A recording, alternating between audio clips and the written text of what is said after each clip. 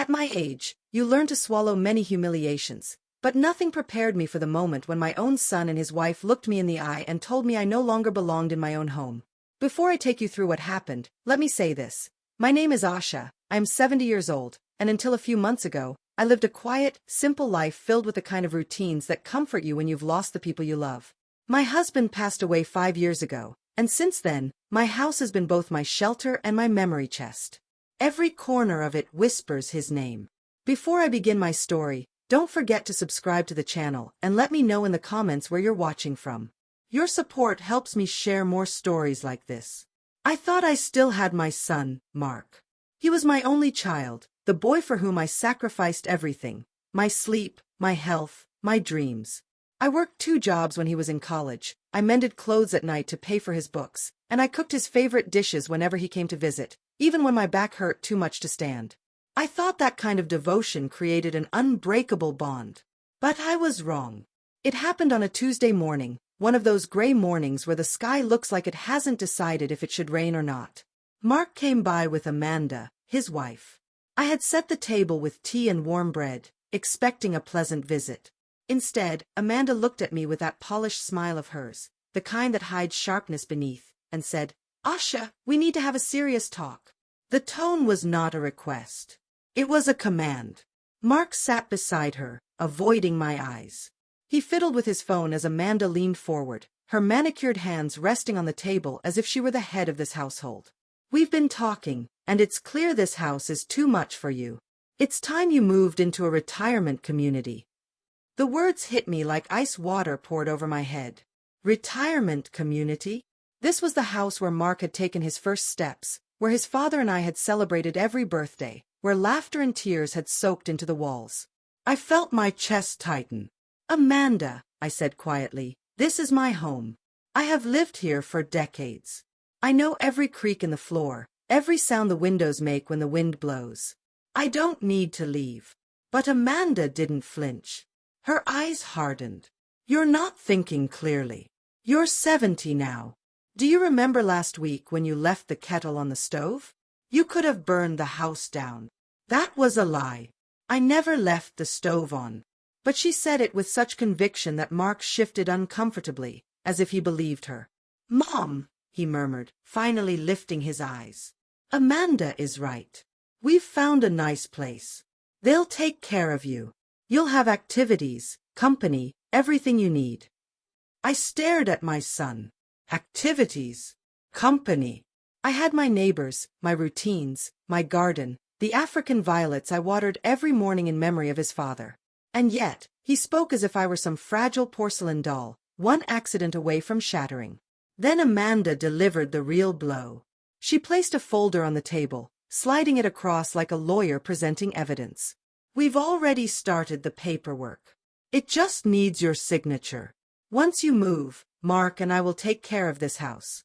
It will stay in the family, don't worry." Her smile stretched wide. For a moment, I saw it, the satisfaction, the hunger. It wasn't about my well-being. It was about control. About this house, about the legacy my husband and I had built brick by brick. My hands trembled, but I forced my voice steady. "I need time." Amanda's eyes narrowed. "Time for what?" "This is already decided. The appraiser is coming next week." Mark reached for her hand, squeezing it as if to reassure her. But he couldn't meet my gaze. My own son, the boy I carried in my arms through fevers and heartbreak, couldn't look at me while his wife dismantled my life in front of me. That evening, when the house was silent again, I sat in my late husband's armchair. My chest ached with betrayal. The untouched bread on the table had gone stale, the tea was cold, and my dignity felt as fragile as the porcelain teacups we hadn't used in years. For the first time in my life, I wondered if I really was a burden. Was I old? Useless? Disposable? Amanda's words echoed in my head like poison. But then my eyes drifted to the old wooden desk in the corner of the room. My husband's desk. He had always been secretive about certain drawers, keeping them locked even from me. Something inside me stirred. Maybe, just maybe, he had left something behind. I rose slowly, my knees stiff from sitting too long, and crossed the room. My fingers brushed against the drawer handles until I found the one with the tiny brass lock. The key was hidden, I remembered, inside the pages of his favorite book. With trembling hands, I pulled the book from the shelf, and there it was, the small key that would change everything. I unlocked the drawer. Inside was a leather folder, thick with papers I had never seen before. My heart pounded as I pulled it out, setting it on the desk beneath the dim lamp. What I discovered inside that folder would shatter Amanda's plans, challenge Mark's blind loyalty, and remind me that I was not a helpless old woman. I was the keeper of something far greater than they could ever imagine. And for the first time in weeks, I felt the flame of dignity spark back to life. The folder sat on the desk like a silent witness, heavy with secrets. My fingers trembled as I opened it, not knowing what I would find inside. For a moment, I thought it might just be old bills or forgotten receipts, the kind of thing Samuel liked to keep, just in case. But it wasn't that. The very first page made my breath catch. It was a will, dated less than a year before Samuel died. My eyes blurred as I forced myself to read every word carefully. The lines seemed to pulse under the yellow glow of the desk lamp. And then I saw it, clear, unmistakable. I, Samuel Rajan, leave the entirety of my estate, properties, accounts, and investments to my wife, Asha Rajan. My heart slammed against my ribs. The entirety of my estate.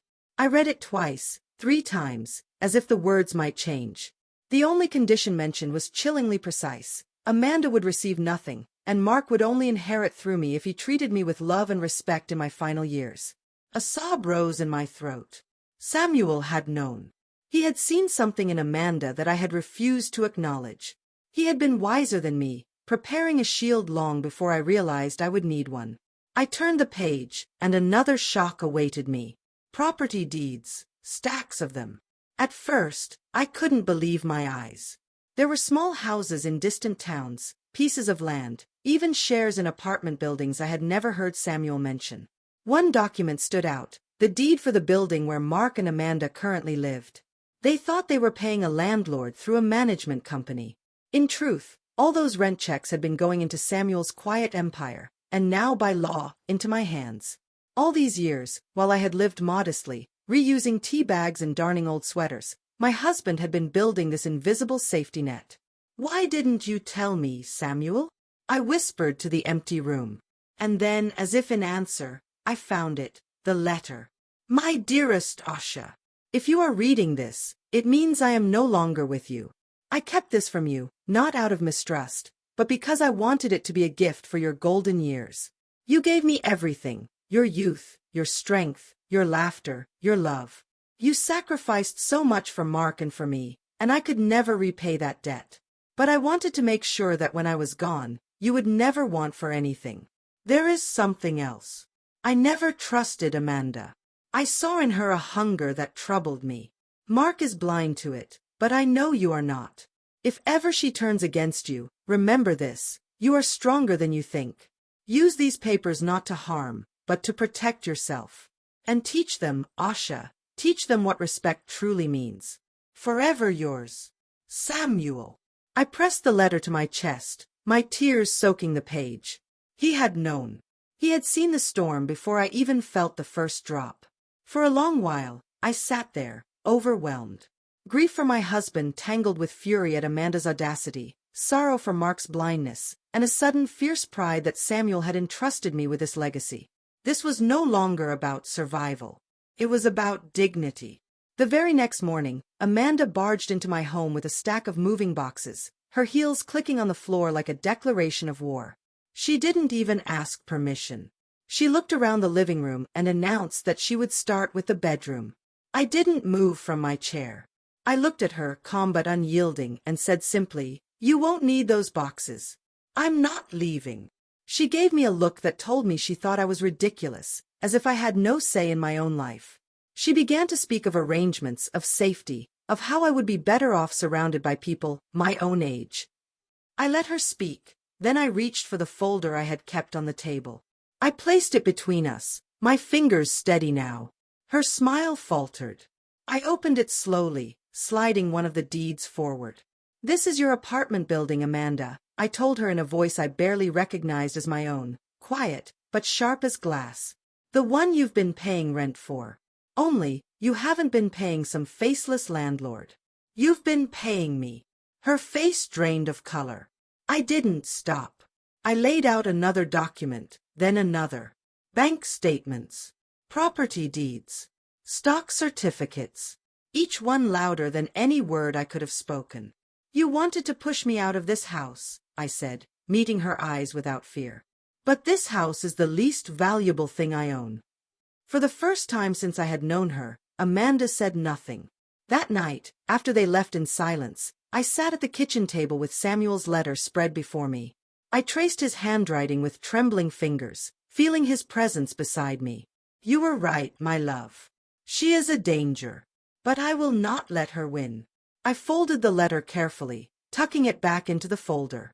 My path was clear now. Amanda thought she could declare me incompetent, strip me of my home, and erase my dignity. But she had no idea that I held the power to undo her entire scheme. This wasn't just a fight for my house anymore. It was a fight for my life, my legacy, and the respect I had earned through decades of sacrifice. And I would not lose. I woke before dawn, the house blue with that shy light that comes just before the sun admits defeat and climbs over the roofs. I brewed tea, watered the violets, and laid Samuel's folder on the table like armor. Today, I told myself, I would stop being a question in my own home. Today, I would become the answer. By 9, I heard the tires on gravel and the quick, decisive click of heels that always announced Amanda before her voice did. She didn't knock. She never knocked. 2 men followed her in carrying flattened boxes under their arms, the kind movers use when they're sure you don't get a vote. Behind them, Mark lingered in the doorway with that apologetic half-smile I used to find sweet when he was 8 and had broken a vase. He wasn't 8 anymore. He was a man who had forgotten what it costs a woman to build a life. I didn't rise to greet them. I sat at the table, the folder in front of me, my hands folded on top of it like I was keeping a promise. We'll start with the bedroom, Amanda announced, already scanning my walls for what to erase first. It's better if you don't strain yourself, Asha. I won't, I said, steady. Because nothing is being packed. It landed like a small stone dropped in a deep well. No splash. Just depth.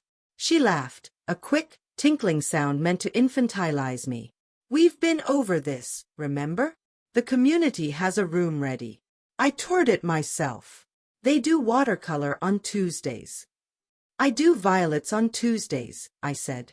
And I'm not moving. She waved at the movers. Gentlemen. Stop. I slid the folder toward the center of the table and flipped back the leather cover. The paper breathed. Deeds. Bank statements.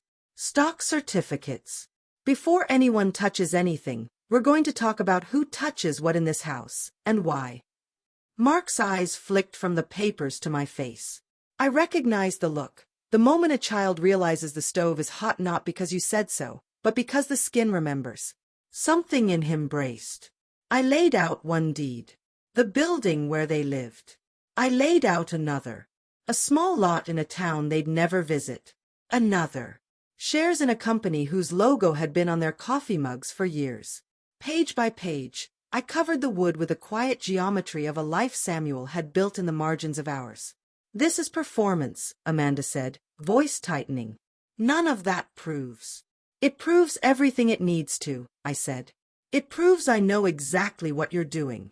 It proves I have the right and the means to stop you. And it proves, most of all, that this house is the smallest key on a very big ring. Mark took a step closer. Mom, where did you get all of this? From your father, I said. From the drawer he locked for 30 years, and from the kind of foresight I never gave him enough credit for. He left it to me the way you leave a lighthouse lit when you know a storm is coming. Silence is funny. When it comes, it brings friends. The movers froze. Even the clock seemed to stop breathing. I'm calling the appraiser, Amanda snapped, reaching for her phone. And the lawyer. We're not playing this game. This isn't a game, I said. This is legal reality. And here's another one. If you or anyone you hire removes one box from this house without my consent, I will file a police report and a civil action the same day. I have counsel. I have time. And I have money. What do you have, Amanda, besides impatience and a mouth that assumes everyone else is too tired to argue? The words didn't feel like a speech. They felt like muscle memory. I had been rehearsing them for years without knowing it. Each time I swallowed disrespect, each time I blamed my age for someone else's arrogance. They came out clean because they were true.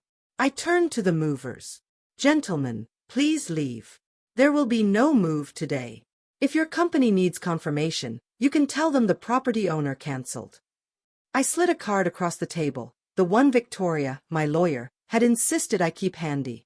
And if anyone disputes ownership, this attorney will confirm it. They looked at one another, then back to Amanda, then, wisely, toward the door. Cardboard squeaked as they stacked the unused boxes and carried them out into the same daylight that had brought them here powerless.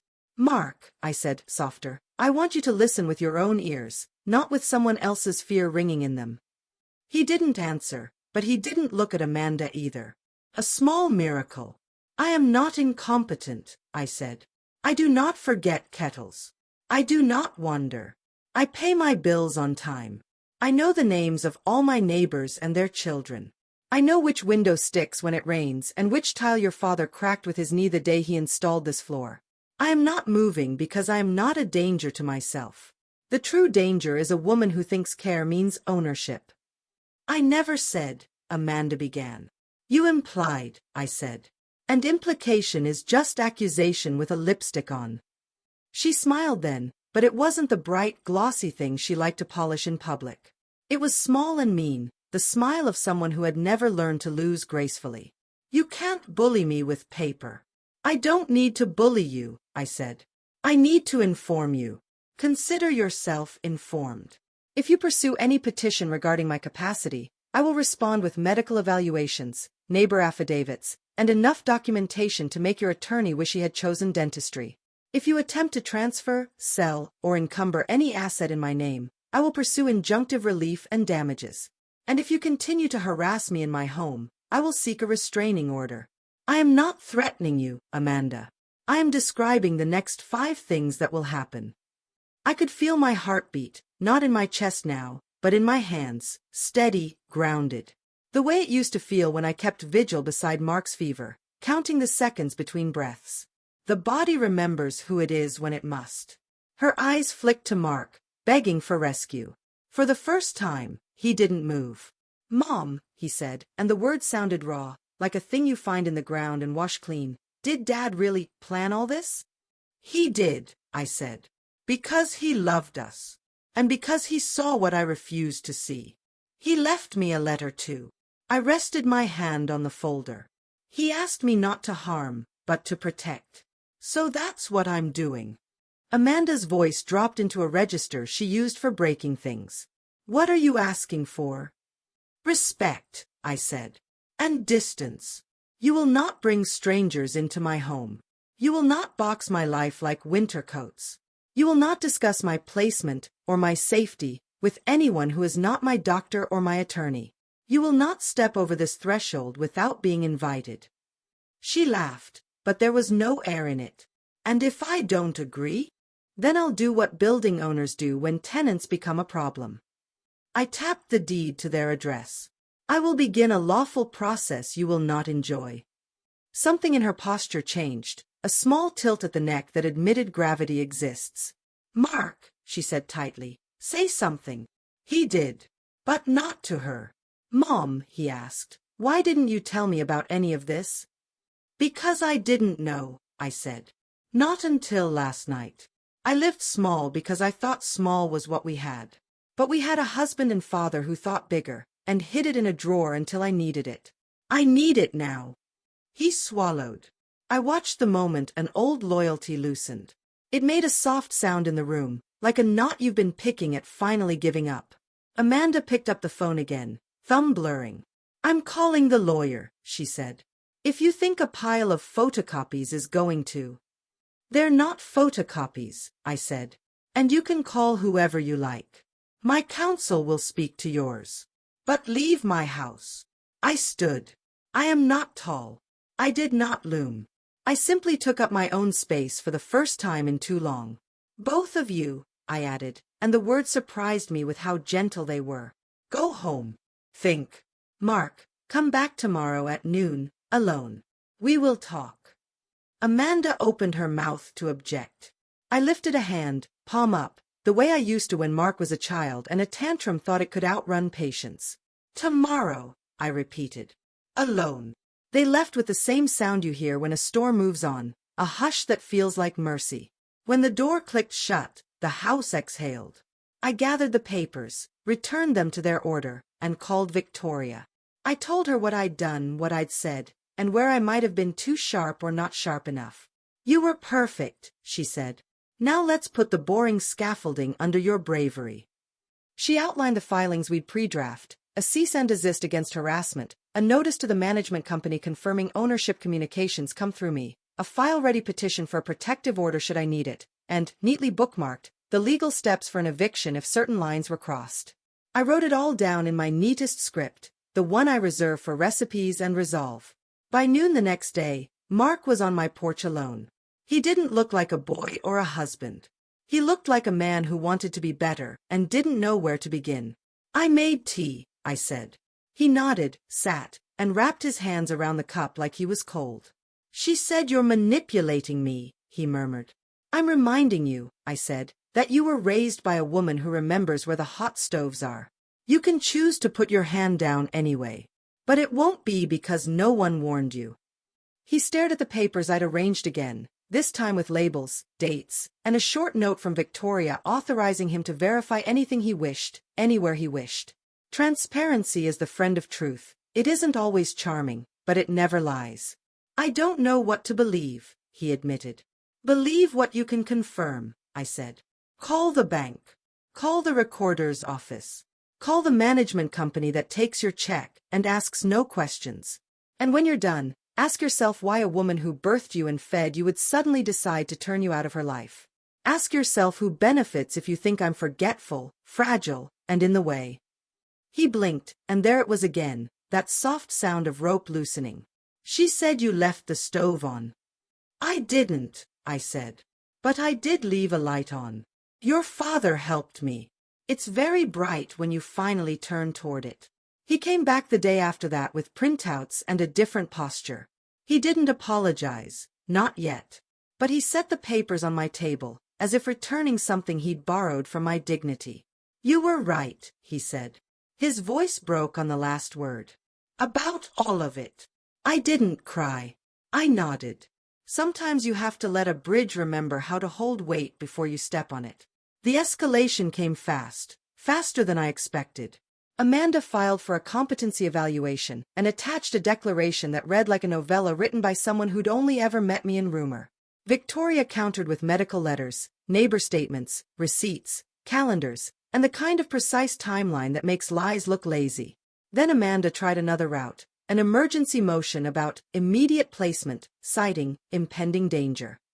A judge denied it in one line, insufficient grounds. The line looked beautiful. I wanted to frame it. The last move was the ugliest, accusations of alienation and financial abuse, as if I were the one twisting gravity to keep things falling my way. That one bought us a court date. On the morning of the hearing, I dressed in the black suit I reserve for weddings and funerals and days when something must be witnessed properly. I pinned Samuel's smallest tie pin under my collar where only I would feel it. In my pocket, I carried his letter, worn soft at the folds like fabric that knows your shape. I walked into the courtroom on my own feet. I did not let fear take my arm. When the judge looked up and stilled, I thought at first I'd imagined it, the way air thickens right before rain. Then he took off his glasses, and a memory stepped into the present like someone opening a door from a familiar hallway. Mrs. Rajan? He asked, and my name sounded like something retrieved rather than spoken. Behind me, paper rustled. To my left, Victoria's pen paused. To my right, doubt shifted in its chair. I straightened. Yes, Your Honor, I said. My voice did not tremble. It didn't need to. I had already learned the lesson this day would write. He studied me as if there was a picture of me somewhere in him that he wanted to align with the woman standing before him. And then it clicked, visibly. A soft light behind the eyes. The past had found us. I felt Samuel's letter like a heartbeat in my pocket and thought, good. Let the truth arrive with all its witnesses. The rest would be evidence, and the law, and the slow, clean satisfaction of mercy dressed as consequence. But that moment, the moment recognition opened, and the room leaned toward it, that was mine. And I took it, quietly, the way you take your own hand when no one else thinks to offer theirs. I was not leaving my home. I was not surrendering my name. I was not giving away the life I had paid for in long, ordinary courage. Let them come, I thought, and sat down beside my lawyer. Let them say what they came to say. I had already decided who I was. The courthouse smelled of polished wood and nerves. I sat on the hard bench beside my lawyer, Victoria, my palms pressed flat against my lap to keep them steady. The folder, Samuel's folder, was tucked inside her leather briefcase. I didn't need to hold it anymore. The papers had already done their work. Now it was time for the truth to do the rest. Amanda swept in with the confidence of a woman who believed appearances were stronger than facts. Her hair was perfect, her dress sharp, and her eyes cold as stone. Mark trailed behind her, looking thinner, less certain. He kept glancing at me, but never for long. Guilt makes it hard to look directly at the person you've wronged. The bailiff called the case. My name sounded strange out loud, as if I had been split into two people, the quiet grandmother I had been and the woman who now stood to defend herself. Amanda's lawyer went first. His voice was smooth, rehearsed. He painted me as unstable, confused, incapable of caring for myself. He said I was being manipulated by old papers and old grudges, that I had turned against my own loving family out of spite. He described Amanda as a devoted daughter-in-law, just trying to protect me from my own decline. I listened. My chest rose and fell slowly, as if each word were a wave trying to push me under. But I didn't drown. I had already lived through worse storms. When it was Victoria's turn, she rose with the calm of a woman who knows her weapons are sharp. She placed documents on the judge's bench one by one. Text messages where Amanda mocked me and threatened to have me declared incompetent. A recording of her voice telling Mark that, once the house is in our name, your mother can fade quietly. Statements from neighbors who had seen Amanda belittle me in public. Each piece was like a stone in a foundation, cold, heavy, undeniable. Then the judge looked at me. Really looked at me. His eyes lingered longer than expected, and something flickered there. Recognition. Mrs. Rajan, he asked slowly. Asha Rajan? Yes, Your Honor, I replied, though my voice trembled despite myself. He leaned back, removed his glasses, and studied me as if searching a memory. Do you remember, years ago? You were my teacher. I was just a poor boy then. You not only taught me, you helped me with my school fees when my family couldn't afford them. The room tilted. My eyes filled with tears.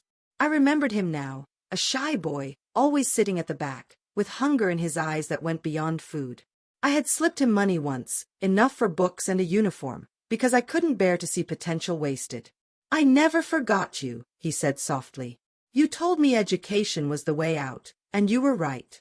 I would not be sitting here as a judge if it weren't for your kindness. The courtroom fell silent. Amanda shifted in her seat, her confidence cracking at the edges.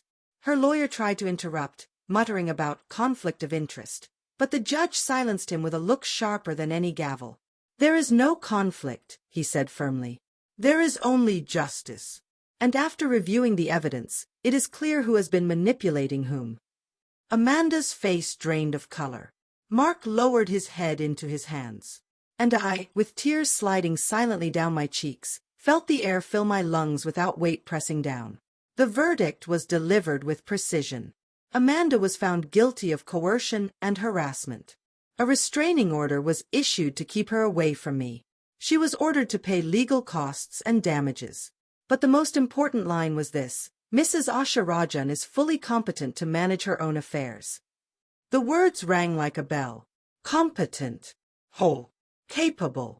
They stripped away every false accusation Amanda had thrown at me. I closed my eyes for a moment, letting Samuel's presence wash over me. He had known this day might come. He had left me the tools, the power, the dignity to fight back. And now, even in death, he had protected me. When the hearing ended, Amanda fled the courtroom with her lawyer at her side, her heels clattering like retreating weapons. Mark remained, rooted in his seat. He looked at me with eyes full of something raw, shame, regret, maybe both. "Mom," he began, his voice breaking. But I raised a hand. "Not yet. Not here." There would be time later, if he truly meant to face what he had allowed. I walked out of the courthouse into the daylight. The air smelled different. Cleaner. For the first time in years, I felt taller, even though my back was still bent with age. I had won more than a case. I had won myself back. The day after the trial, my house felt different. The walls seemed to breathe again, the floor carried my steps without trembling, and even the garden outside looked brighter, as if Samuel himself had brushed the leaves with light. For the first time in months, I woke without dread gnawing at my chest. Amanda was gone. The restraining order made sure of that. Mark had stayed behind after the hearing, standing on the courthouse steps like a man who had misplaced his soul. He wanted to speak, but I had stopped him with a single look. Words are cheap when wounds are fresh. What mattered now was action. That night, I sat in Samuel's armchair and unfolded his letter once more. The paper was already soft from my tears, but the words remained strong. Use this not to harm, but to protect and to teach. He had known. He had always known. Mark came to me 2 days later. He arrived without Amanda, his shoulders slumped, his eyes shadowed with shame. "Mom," he said, his voice breaking, "I don't know how to ask for forgiveness. I studied him for a long time. My son. My only child. The boy who once clutched my sorry when he was afraid of thunder. The man who had let his wife paint me as useless, as disposable. I'm not ready to give it yet," I told him quietly. "But I am ready to see if you mean what you say." Tears rolled down his cheeks. He nodded. For once, he didn't argue. The weeks that followed were strange, tender, and fragile. Mark began visiting every evening, sometimes just to sit in silence while I watered the violets. Other times, he would bring groceries or sweep the porch. Small gestures, clumsy at first, but honest. And slowly, I began to believe that perhaps Amanda's poison had not taken him from me forever. As for Amanda, she tried one last time to reach me through letters, pages of apologies laced with excuses. I didn't respond. The court had spoken. My silence was the only reply she deserved. With the weight of battle finally lifted, I turned my gaze outward.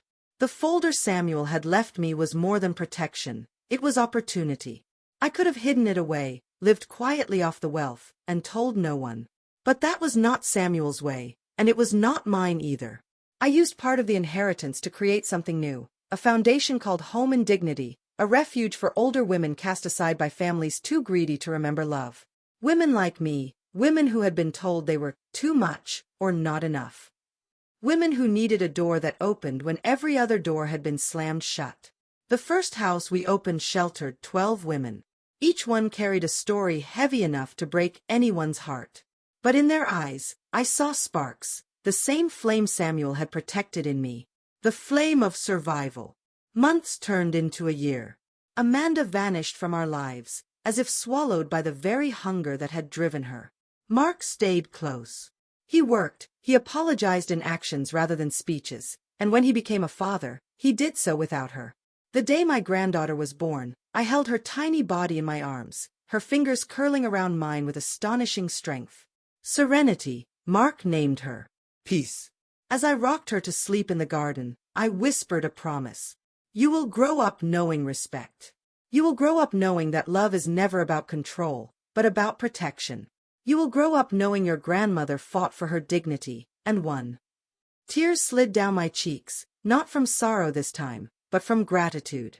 Life had circled back. One evening, as the sun painted the sky with amber light, I sat with Mark on the porch. Serenity giggled on his lap, reaching for butterflies that danced just beyond her grasp. "Mom," he said quietly, "I don't deserve you." "Perhaps not," I answered honestly. "But you have a chance to learn. Don't waste it." He nodded, pressing his forehead against his daughter's. I saw the man Samuel had hoped he could be, hidden for years under Amanda's shadow, finally beginning to emerge. The letters still come. Women from across the city write to me, thanking me for giving them shelter, courage, or simply a listening ear. Each letter is proof that my humiliation was not wasted. It had become seed, and from it, something new had grown. At night, I sit in my armchair with tea in my chipped cup, Samuel's letter in my lap, Serenity's laughter drifting in from her crib. And I think, this is victory. Not the courtroom ruling, not the fortune in the bank, but this, peace earned after war, love reclaimed after betrayal, dignity guarded after nearly being lost. Some battles are worth fighting. And some victories, I have learned, taste sweetest when they arrive late, when you have nearly given up hope. I did not give up. I did not surrender. And because of that, I found myself again.